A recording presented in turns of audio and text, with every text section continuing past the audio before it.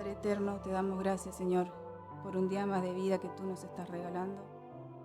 Gracias, Señor, por esta oportunidad que tú nos regalas de venir hasta aquí libremente a tu casa, Señor, a cantarte alabanzas, muestra de nuestra gratitud a ti, Señor, de tanto que tú haces en favor nuestro, para aprender y escuchar, Señor, de tu palabra y para gozarnos, Señor, de tu presencia en comunidad con los hermanos. Dejamos en tus manos, Señor, la meditación de esta noche, que tú la dirijas, Señor, que dirija nuestra mente y nuestro corazón y nos guíes cada día, Señor, para seguirte, para honrar tu nombre y para darte gracias, Señor, por tu salvación eterna. Perdona, oh Señor, nuestras faltas y pecados, y en ti descansamos, Señor, en todo momento. En el nombre de Cristo Jesús. Amén.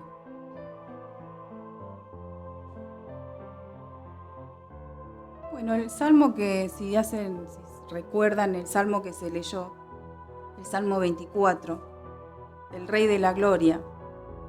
Los primeros versículos dice: del Señor es el mundo entero, con todo lo que hay en él, con todo lo que en él vive. Porque el Señor puso las bases de la tierra y la afirmó sobre los mares y los ríos. Es ese, el Creador. Muestra ese Dios, Creador y dueño de todo lo que existe, del universo, de todo lo que podemos ver, de lo que no podemos ver y que sabemos que existe. Dios lo creó. Él es el Creador y es el dueño de la creación. Después más adelante dice, hay una pregunta. Dice, ¿quién puede subir al monte del Señor? ¿Quién puede permanecer en su santo templo? ¿Quién? En el 4 responde esa pregunta. El que tiene las manos y la mente limpias de todo pecado, el que no adora ídolos ni hace juramentos falsos. El Señor, su Dios y Salvador, lo bendecirá y le hará justicia. Así deben ser los que buscan al Señor, los que buscan la presencia del Dios de Jacob. ¿Quién de nosotros puede levantar la mano y decir, tengo las manos y la mente limpias de todo pecado? Ninguno. Hay uno que sí tiene la mente limpia y las manos limpias de todo pecado, nuestro Señor Jesús. Ayer decíamos que es el único que descendió del cielo para contarnos las cosas que hay en el cielo, y es el único que ascendió nuevamente a los cielos, a preparar lugar a todos aquellos que creen, a todos aquellos que lavan sus manos y sus mentes en la sangre del Cordero. El 7 dice, ábranse puertas eternas, quédense abiertas de par en par y entrará el Rey de la Gloria. ¿Quién es este Rey de la Gloria? Es el Señor, el fuerte y valiente. Es el Señor, valiente en la batalla. Ese es nuestro Dios, este es nuestro Señor Jesús, el fuerte y valiente, el que triunfó en la batalla. ¿Qué batalla? La batalla contra el pecado. Una guerra que nosotros, los seres humanos, teníamos perdida. Estábamos muertos, estábamos separados de Dios. Teníamos las manos y la mente sucias con el pecado. Pero hubo uno valiente, que triunfó en la batalla contra el pecado. Venció la muerte. Murió a causa de los pecadores. Y venció la muerte porque no había pecado en él. Y resucitó. Él es el fuerte y valiente. Y dice, ábranse puertas eternas, quédense abiertas de par en par, y entrará el Rey de la Gloria. Ese Rey de la Gloria vino como un bebé al mundo, pero entró al cielo de vuelta triunfante, porque dice, entrará el Rey de la Gloria. ¿Quién es este Rey de la Gloria? Es el Señor Todopoderoso. Él es el Rey de la Gloria. Nuestro Señor Jesús nos abrió puerta eterna en el reino de nuestro Padre Celestial. cuando venció, cuando muere en la cruz por nuestros pecados, vence la muerte en su resurrección y asciende a los cielos a prepararnos lugar. Él nos abrió la puerta de la salvación. Él dejó esas puertas abiertas de par en par, que es la oportunidad que aún tenemos los seres humanos. Como cantábamos, no desperdiciemos, no despreciemos ese gran amor del Señor que nos mostró en Cristo Jesús.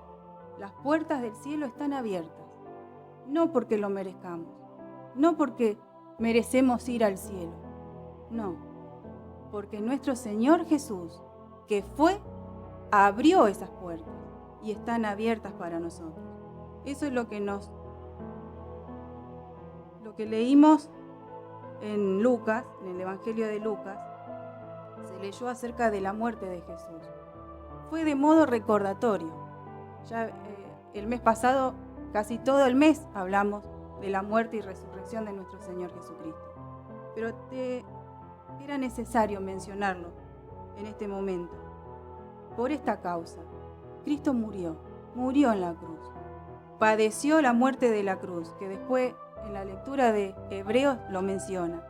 Padeció ese sufrimiento vergonzoso de la muerte en la cruz por cada uno de nosotros, para el perdón de nuestros pecados.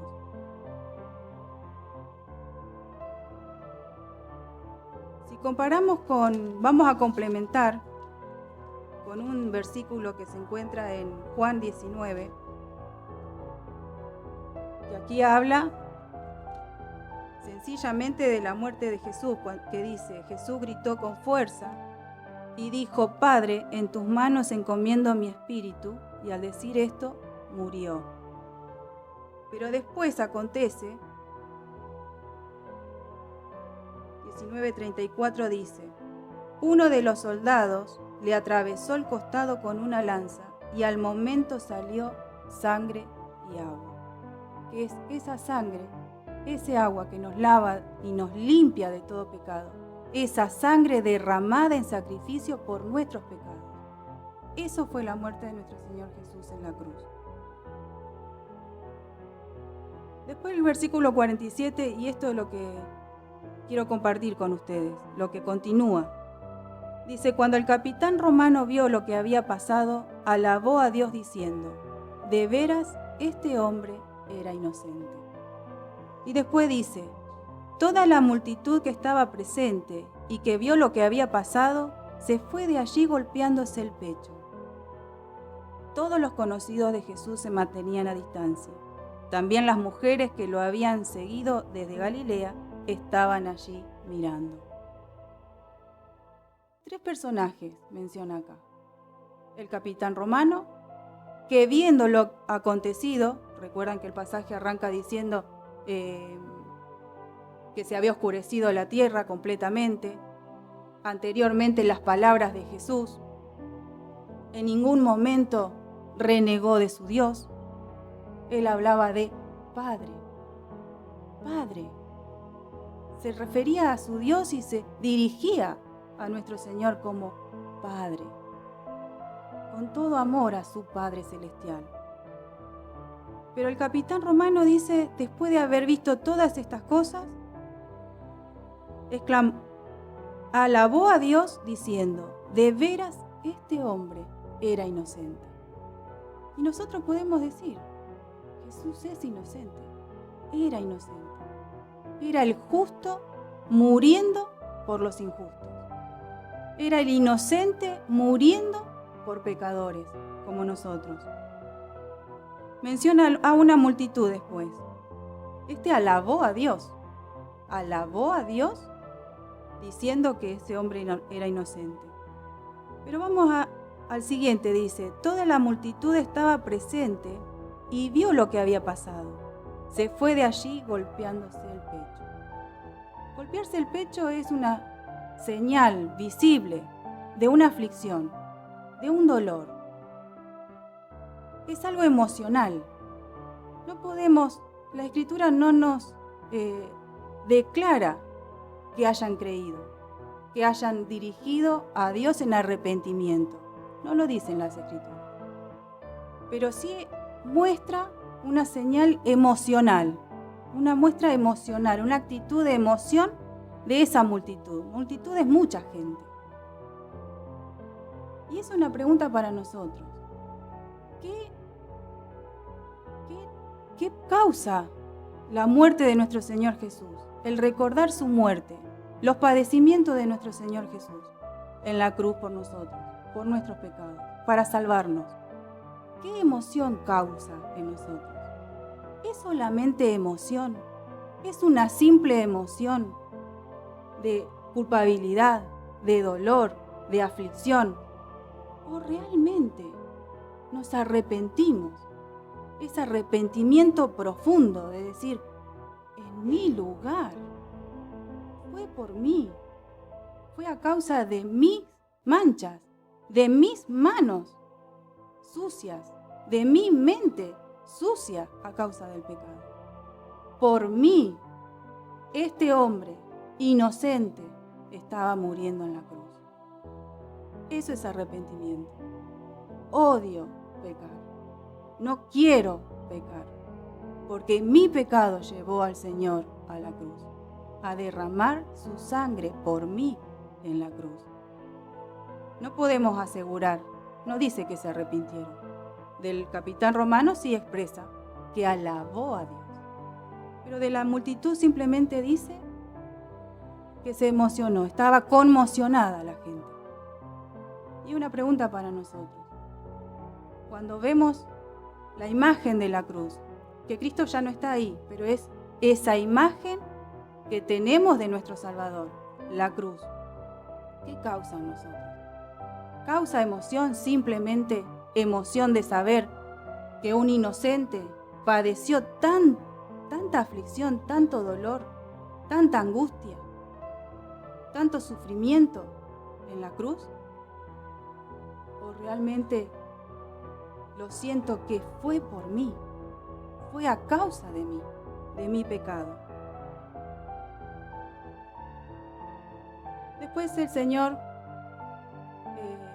resucita y nos da esa esperanza de resurrección. Sabemos que Él resucitó al tercer día y ascendió a los cielos y prometió volver a buscarnos. Pero antes de irse, dejó un mandato a sus seguidores, a los discípulos. Y es un mandato que en cadena llega a nosotros. Esos discípulos, el mandato era: vayan y anuncien a todas las naciones. Vayan y anuncien el mensaje de salvación, la buena noticia del reino, la buena noticia del amor de Dios para el mundo. Id y anunciad. Y eso hicieron, obedecieron al mandato. Y hoy es lo que nos tiene acá, en cadena sucesiva, así y así fueron anunciando el mensaje. Desde entonces hasta ahora y hasta la venida de nuestro Señor Jesús, si así nosotros lo cumplimos fielmente como ellos. Pero junto con la salvación y el mandato, también el Señor le dejó herramientas para que los guiara, para que los protegiera, para que ellos sintieran que Jesús mismo, porque eso fue lo que les dijo, estaré contigo, con ustedes todos los días, hasta el fin del mundo. ¿Cómo iba a hacerse presente? Él vía el Espíritu Santo, que eso estuvimos charlando hace unos fines de semana atrás. La venida del Espíritu Santo, que viene a nosotros cuando tenemos fe en nuestro Señor Jesucristo, cuando creemos que Él es nuestro Salvador, cuando realmente aceptamos al Señor Jesús como sacrificio por nuestros pecados en la cruz. Viene a nosotros la garantía de que somos hijos de Dios. Viene a nosotros el sello por el cual el Señor, el Dios Todopoderoso, nos reconoce como hijos suyos, como propiedad suya, el Espíritu Santo. Viene a morar a nosotros, que es la presencia espiritual de Cristo en nosotros y la presencia espiritual de Dios mismo en nosotros. Dios, Cristo son la misma persona. Se manifiestan en nosotros a través del Espíritu Santo. Nos dejó la Biblia, la palabra de Dios, las Sagradas Escrituras. para que nos instruyan y nos preparen para salir a anunciar. Nos dejó la oración, nos dejó la comunidad de creyentes con quien nos podemos juntar y fortalecer y crecer y animarnos unos a otros para seguir en el trabajo de anunciar el Evangelio. Pero también advirtió el Señor mientras estaba con sus discípulos de que iba a haber sufrimientos. No iba a ser fácil la tarea. No iba a ser fácil el ir y anunciar a las naciones. Iba a haber problemas, iba a haber contradicciones, iba a haber oposición. Así como hubo con Jesús, que hubo quienes se le opusieron, también iba a haber oposición a los que caminaban anunciando el mensaje. Y les advierte de los sufrimientos. Hay un montón de pasajes en donde, desde el Nuevo Testamento, desde después de los Evangelios, que muestran los sufrimientos de los primeros cristianos. Y así en toda la historia hasta hoy. Y así a nosotros, hoy. Y así va a ser hasta la venida del Señor. Los sufrimientos son parte del caminar con nuestro Señor. Están en el cronograma, digamos, del cristiano. Caminamos en la salvación, caminamos por fe, caminamos en la gracia del Señor, pero también hay sufrimiento, también va a haber aflicción. Por eso el pasaje que traje para compartir, que se encuentra en Hebreos 12,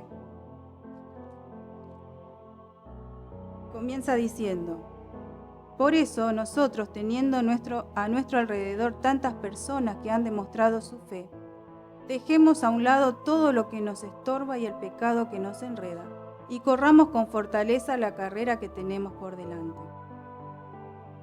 Nosotros tenemos, dice, a nuestro alrededor tantas personas que han demostrado su fe. En toda la historia. Viene el capítulo 11 diciendo: por fe Abraham, por fe Noé, por fe Moisés, por fe, y así viene comentando acerca de la fe de los antiguos, que su fe en Dios los mantuvo y su fe en Dios los sostuvo mientras transitaban en el sufrimiento.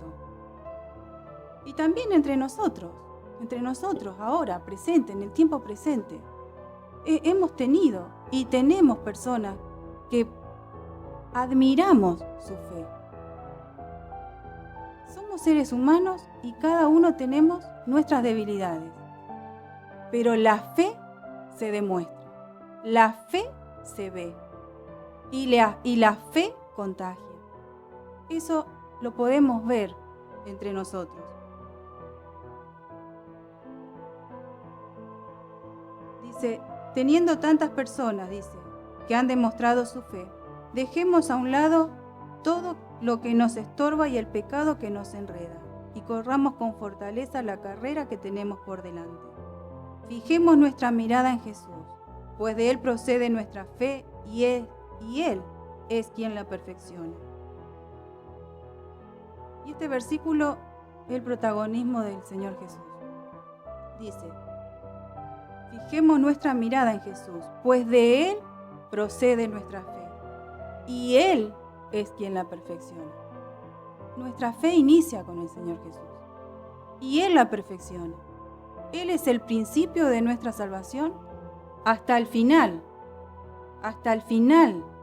de nuestra vida, hasta el final de nuestro tiempo, hasta el final de todos los tiempos.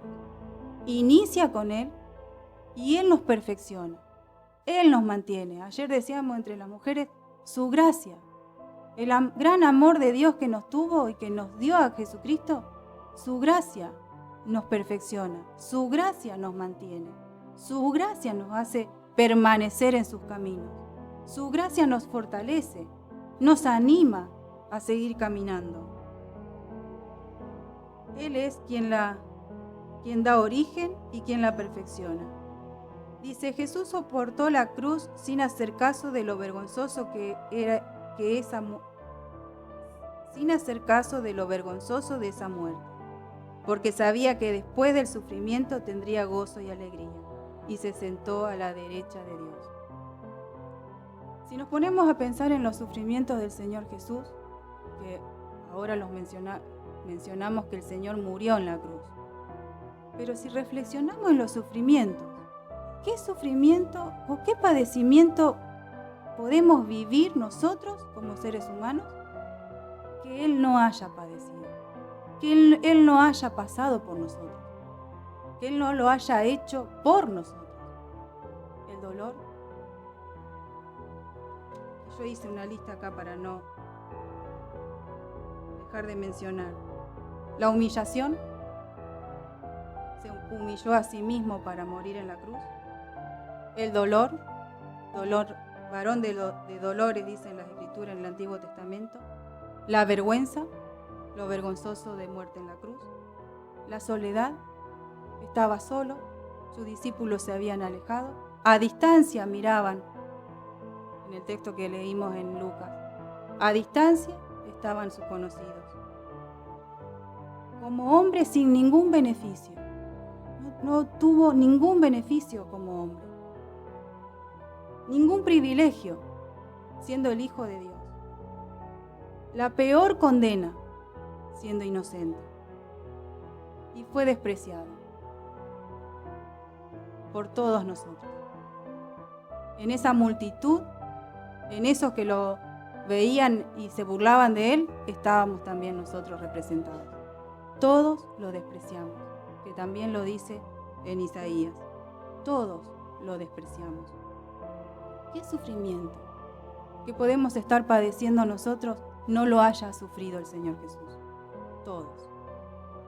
Y Él lo sufrió todos. Nosotros podemos pasar por algunos de los sufrimientos. Él los padeció todos en nuestro lugar. Pero dice,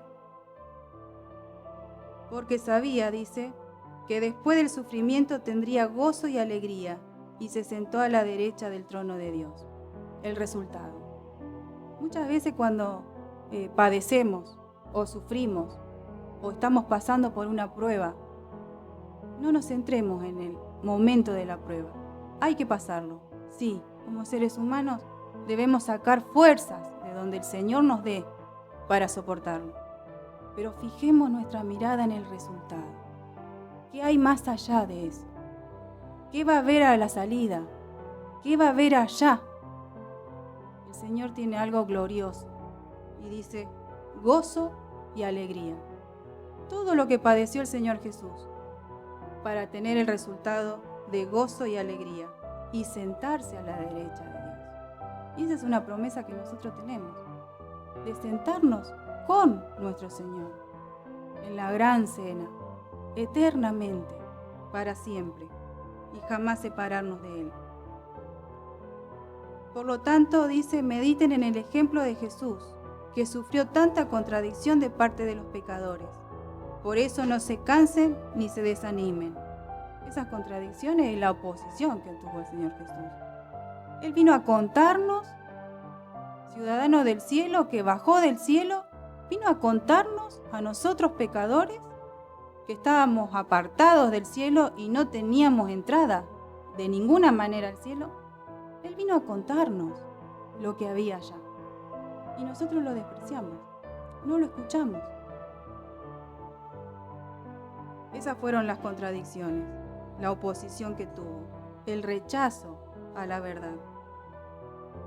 Por eso dice, no se cansen ni se desanimen, pues ustedes aún no han tenido que llegar hasta la muerte en su lucha contra el pecado. Y acá dice, pues ustedes aún.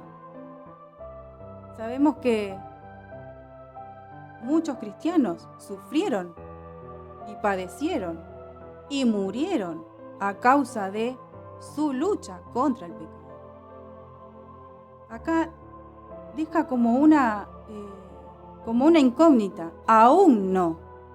No les aseguraba que no iban a morir. Aún no. Tal vez a uno de nosotros nunca nos toque morir en nuestra lucha contra el pecado. Tal vez sí. ¿Estamos preparados? ¿Tenemos la valentía, ese valor, la fortaleza, la firmeza que viene del Señor para luchar contra el pecado? ¿De morir, de luchar hasta morir, haciendo honor y gloria al nombre de nuestro Señor? Y después desde el 5 empieza la palabra, dice, han olvidado ya que Dios les ha... y han olvidado ya lo que Dios les aconseja como a hijos suyos. Dice en la Escritura, no desprecies, hijo mío, la corrección del Señor, ni te desanimes cuando te reprenda, porque el Señor corrige a quien Él ama y castiga a aquel a quien recibe como hijo. Otra palabra que es parte de la vida cristiana, que es parte de la vida cotidiana de los creyentes en Jesucristo. La salvación, el ir y anunciar, los sufrimientos y la corrección del Señor. Dice, ustedes están sufriendo para su corrección. Dios los trata como a hijos. ¿Acaso hay algún hijo a quien su padre no corrija? Pero si Dios no los corrige a ustedes como corrige a todos sus hijos, entonces ustedes no son hijos legítimos. Además, cuando éramos niños, nuestros padres aquí en la tierra nos corregían y los respetábamos. ¿Por qué no hemos de someternos con mayor razón a nuestro Padre Celestial para obtener la vida? Y a cada ejemplo. Nuestros padres aquí en la tierra nos corregían durante esta corta vida, según lo que les parecía más conveniente. Pero Dios nos corrige para nuestro verdadero provecho, para hacernos santos como Él. Ciertamente ningún castigo es agradable en el momento de recibirlo, sino que duele. Pero si uno aprende la lección, el resultado es una vida de paz y rectitud. Nuevamente, el resultado. El momento de la corrección del Señor, que cada uno lo sabemos en nuestro interior. Nadie va a ver la corrección que el Señor me hace a mi persona, a mi interior. Yo no veo la corrección que el Señor hace en cada uno de ustedes, porque es íntimo, es en una relación íntima con el Señor, es una relación personal con el Señor, diaria, cotidiana. Pero dice, ciertamente ningún castigo es agradable en el momento de recibirlo. No es bueno. Si a veces sentíamos vergüenza, nos daba miedo o no nos animábamos a entrar a casa cuando hacíamos algo mal y papá y mamá nos corregían, con mayor razón, nuestro temor ante nuestro Señor y Dios Todopoderoso, porque su corrección es mayor, pero es para vida, es el resultado. Otra vez, miremos el resultado.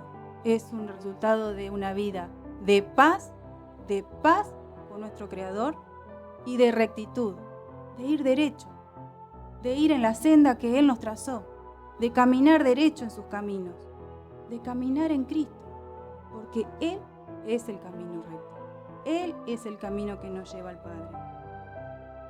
Y después hay 2 versículos que no fueron leídos, que los comparto. Dice, así pues, renueven la fuerza de sus manos cansadas y de sus rodillas debilitadas, y busquen el camino derecho para que sane el pie que está cojo y no se tuerza más.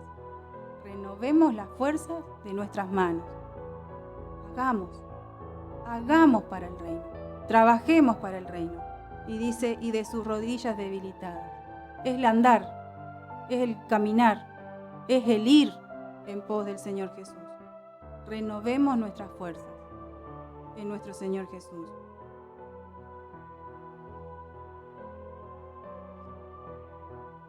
Y antes de terminar, me gustaría dejarle algunas preguntas que me las hice yo personalmente y quiero compartirlas. ¿Qué me detiene para seguir al Señor? ¿Qué me detiene para creer en ese Jesús que murió por mí en la cruz? Nada. Y si algo me detiene, desechémoslo, dejémoslo a un lado. Como dice acá, en los primeros versículos. Dejemos a un lado todo lo que nos estorba y el pecado que nos enreda, y corramos hacia Jesús. Y si ya creí y estoy caminando con el Señor, ¿Qué es lo que me estorba? ¿Qué es lo que me enreda, que no me deja avanzar o que nubla mi relación con el Señor? ¿O qué es lo que necesito para seguir trabajando, para seguir renovar mis fuerzas y seguir y trabajar para la gloria del Señor, para serle fiel? Todo lo que necesito, voy al Señor Jesús. Y les dejo un versículo en Hebreos 4, versículo 16, que dice: acerquémonos pues con confianza al trono de nuestro Dios amoroso, para que Él tenga misericordia de nosotros y en su bondad nos ayude en la hora de necesidad. ¿Cuál es la necesidad que estamos teniendo? ¿Es el sufrimiento? ¿Es el desánimo? ¿Es no tener fuerzas? ¿Cuál es nuestra necesidad? ¿Es la decisión? ¿Qué es lo que estamos necesitando? Vayamos a ese trono de la gracia en pos de la cruz de nuestro Señor Jesús. Y Él, que tiene misericordia de nosotros, dará a cada uno el oportuno socorro. Oremos. Padre nuestro, te damos gracias, Señor, por tu palabra. Tú nos hablas claro, Señor, a través de ella. Danos, Señor, la capacidad de comprenderla. Pon en nosotros, Señor, en nuestro corazón, un corazón dispuesto, Señor, a obedecerte. Que en nuestra voluntad, Señor, querramos oírte, querramos seguirte, querramos obedecerte cada día. Querramos estar contigo, Señor. Y si queremos estar contigo una eternidad, lucharemos, Señor, en este mundo, en el tiempo que tú nos regales de vida, para creerte, para seguirte y para que otros también, Señor, puedan venir con nosotros. Perdona, Señor, nuestras faltas y pecados y todo lo que no hacemos en tu voluntad. Danos, Señor, la fuerza y el valor, Señor, que necesitamos para transitar en este mundo. En el nombre de Cristo Jesús. Amén.